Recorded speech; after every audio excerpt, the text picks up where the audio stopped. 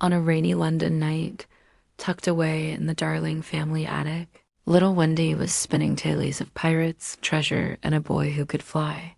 Her brothers, John and Michael, listened, their eyes wide in the flickering lamplight.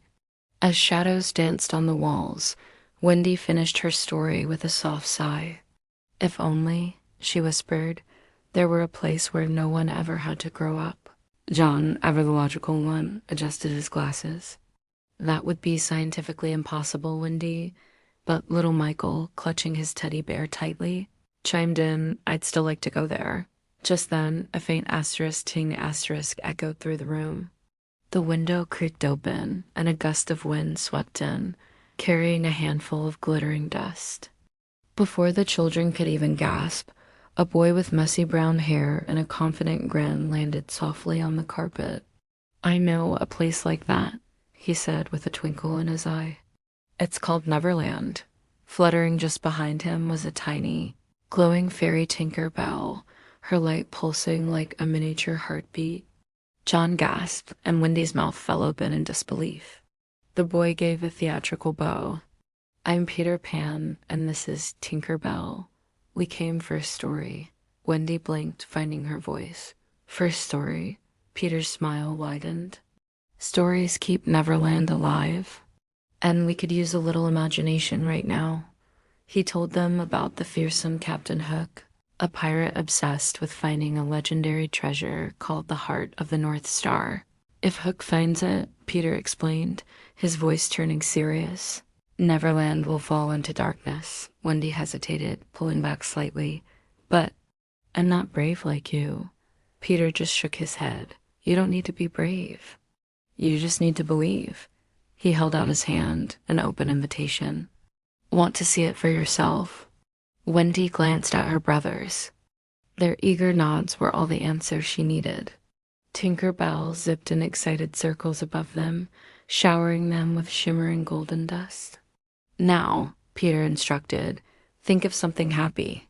Wendy closed her eyes, her mind filling with images of her stories, her family, the warm feeling of being loved. A strange lightness bloomed in her chest, and suddenly her feet lifted from the floor. Michael let out a squeal of delight as his teddy bear began to float beside him, and John flapped his arms like a proud pilot taking his first flight. They rose together, their laughter echoing through the attic as Tinker Bell's light danced around them. Peter grinned, pointing out the open window towards the star-dusted sky. Ready? To Neverland's second star to the right, and straight on till morning. The four of them soared out into the cool night air. Below, the wet roofs of London gleamed like mirrors under the moon. As they flew, the iconic face of Big Ben appeared, its great hands sweeping past midnight just as they brushed by. John laughed with pure joy, Wendy spun gracefully mid-air, and Michael shouted at the top of his lungs, We're flying! We're really flying. Above the clouds, the world transformed into a vast, open sea of diamonds. Peter led the way, his shadow streaking across the moonlit canvas. As they followed, the clouds parted, revealing a breathtaking sight, an island floating magically in the sky. It was a world of glowing forests, waterfalls suspended in midair, and silver beaches that shimmered like spun glass. Welcome, Peter announced, his voice filled with pride, to Neverland, but their arrival had not gone unnoticed. Far below, in a misty, dark bay, a sinister ship drifted silently. A single red lantern flickered on its mast.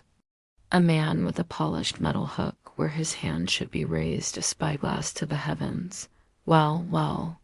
Captain Hook's voice was a low growl. The little bird returns. A flare shot from the deck, painting the clouds a warning crimson.